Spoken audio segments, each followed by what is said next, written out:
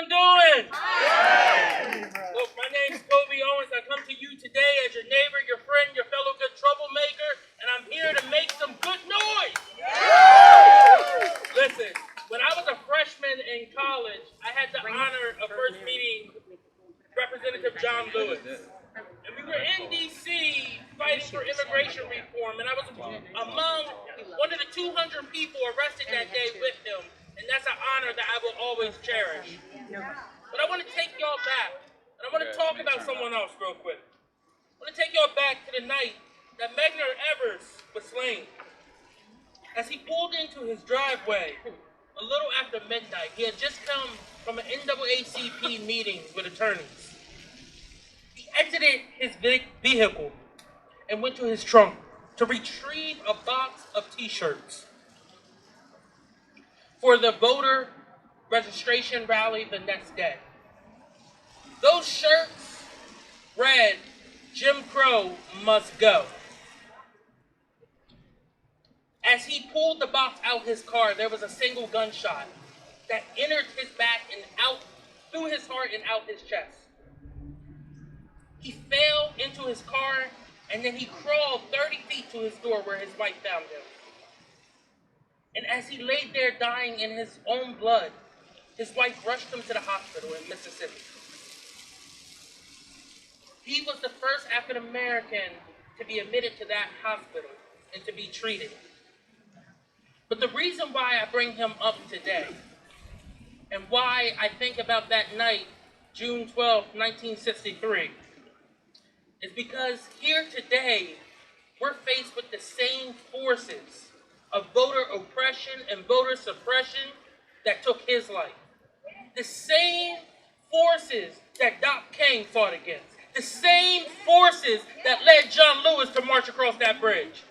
We are facing unprecedented voter suppression laws across this country right now. Our voting rights are in peril at this very moment. And we must stand here as constituents of Delaware and stand with the people across this country to demand our voices are heard, that our elected officials work to ensure that they are working to pass the For the People Act, and that if we don't fight back, more and more Americans will become disenfranchised and lose their right and their voice in our democracy. Despite decades of progress, impediments to exercise the right to vote persist in many states, especially in communities of color. That's why we need federal protections and safeguards to safeguard our fundamental rights as Americans. For far too long, states have passed legislation that limits voting rights.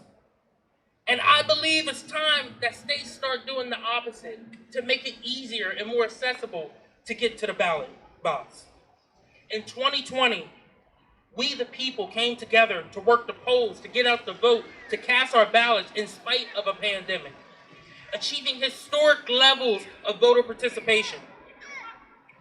Our communities are proud of the roles that we played, encouraging our neighbors to go out.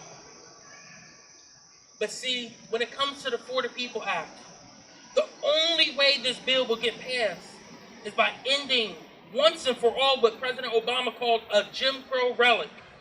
Historically, the filibuster has been used to block civil rights legislation and protect the interests of the minority over the will of the majority.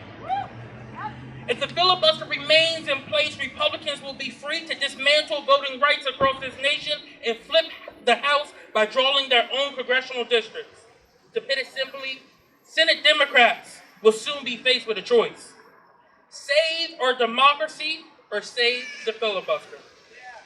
Democrats have the power to stop a wave of voter suppression laws sweeping this country. And that starts by passing the For the People's Act, which will guarantee access to early and absentee voting, end partisan gerrymandering, and limit the influence of money in politics. And I truly believe now is that time. So if you believe that as well, if you believe that creating automatic voter registration that requires people to opt out instead of opt in, let me hear some noise. If you believe every state should have the online portal for voter registration believe every state should have open early voting that has 15 days of early voting and sites open for at least 10 hours, let me hear some noise. If you believe no state should have restrictive access to voting by mail or require certain conditions to qualify to vote by mail, let me hear some noise. If you believe restoring voting rights to convicted felons who have served their sentence, let me hear some noise. If you believe it is time to end the Jim Crow filibuster and pass the For the People Act, the John Lewis Voter Advancement Act, and D.C. statewide, let me hear some noise. If it is time for some necessary trouble, some good trouble, in order to get this done, who will stand with me because it's a revolutionary summer. Our democracy is on the line. Let me hear some noise if you're willing to fight for it.